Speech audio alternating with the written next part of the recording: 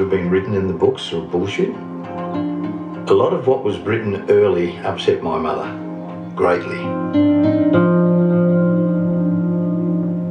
This is the first interview I've ever done, and it will be the last one I ever do.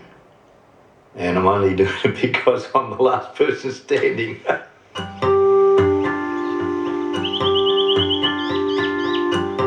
The Scott family had a bakery in Kerrymuir in Scotland.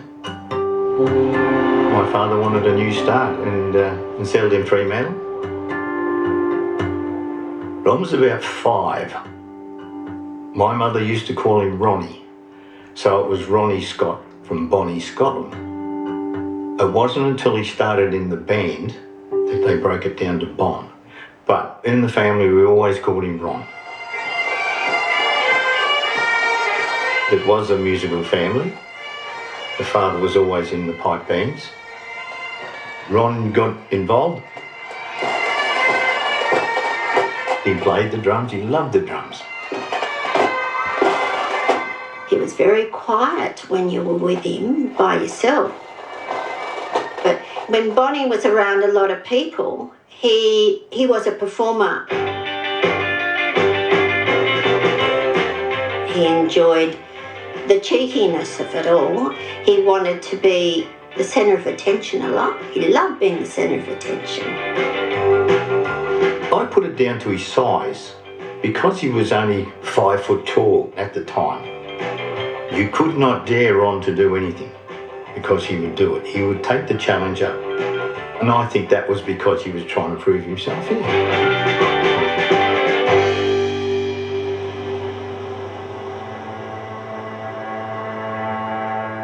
When Ron was 16, he got mixed up with the law. He did 12 months in the Riverbank Institution.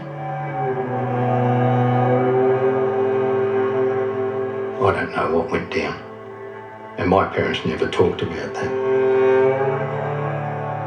Bonnie had sex with a girl that was 15. It was consensual, but in those days it was carnal knowledge. I presume that he thought she was his age. Ron was 16 at the time. Bonnie never spoke about it. Bonnie was embarrassed. Bonnie was very embarrassed. And the fact that his grandmother died while he was in detention. He knew he let his parents down.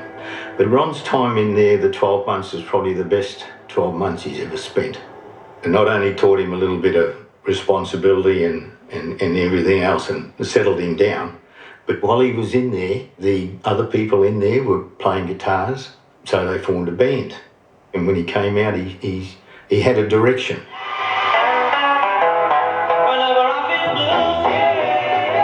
The minute he got out, he knew what he wanted to do and he formed the Spectres.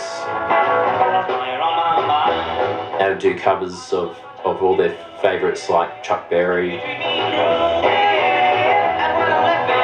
He was playing drums.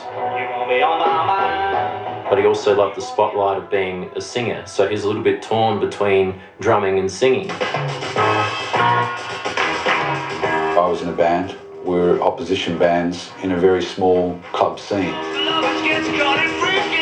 I suggested to Bon that we join ranks and form one band and have 2 lead singers. Then we formed a band called the Valentines. Bonnie was down the back singing some harmonies and hardly noticeable really in the Valentines.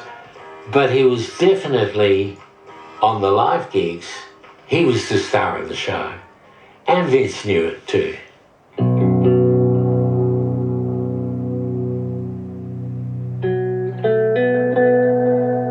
The Valentines were the first band in Australia to be busted for smoking marijuana. They were banned? Yeah, some places the banned radio them. stations and the ABC wouldn't play their music, or they weren't allowed to go on any of the shows. Yeah. So it was a big thing. Yeah. And we lost our momentum and lost our drive.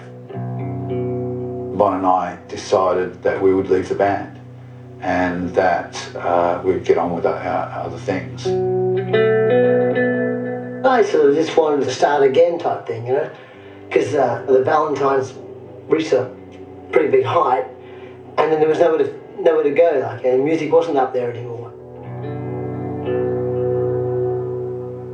As it turns out, there was a vacancy in a band called Fraternity, and the bass player, Bruce Howe, invited Bond to join the band.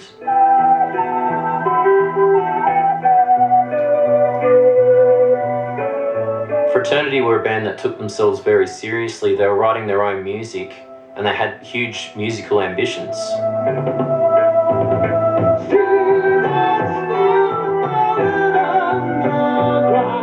When I saw Bond singing in the Valentines, I couldn't understand why he wasn't being used more.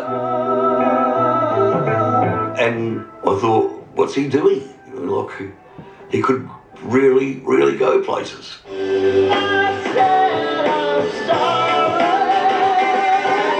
He seemed to be much happier in his new role, where he was the man. There is no question that Bond wanted to be a rock star and go as far as he could possibly go. He lived for it. He lived for it.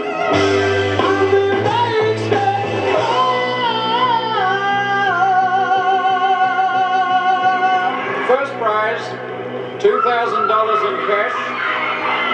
A return trip to Los Angeles by P&O. From Adelaide, Fraternity.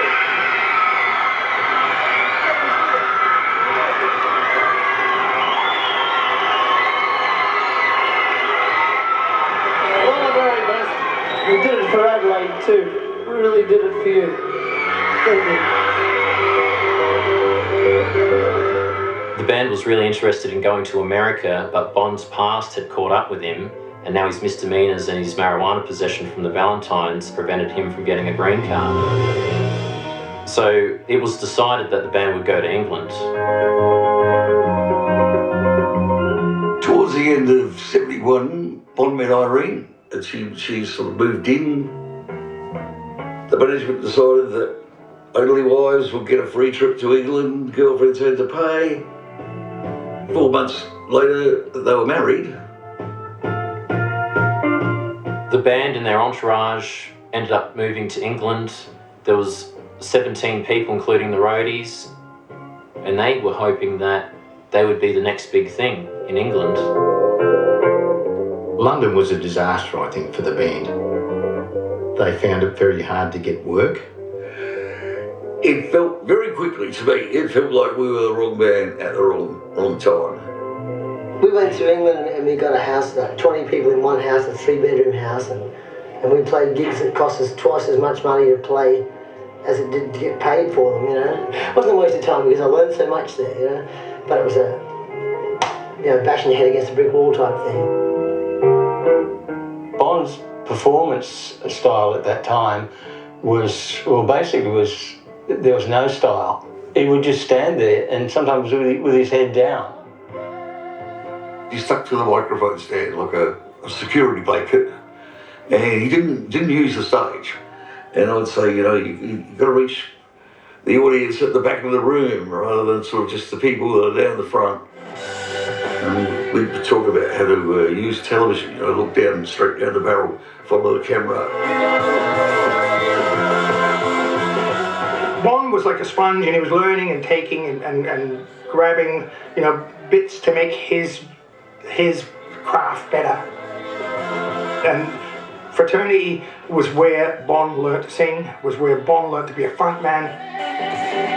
I think it was a really great place for him to launch out of.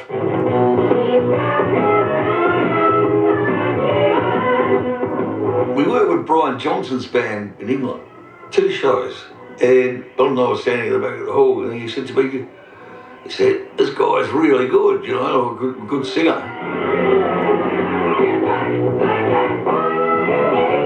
Bond and Brian sort of like struck up a little bit of a friendship over the 2 days.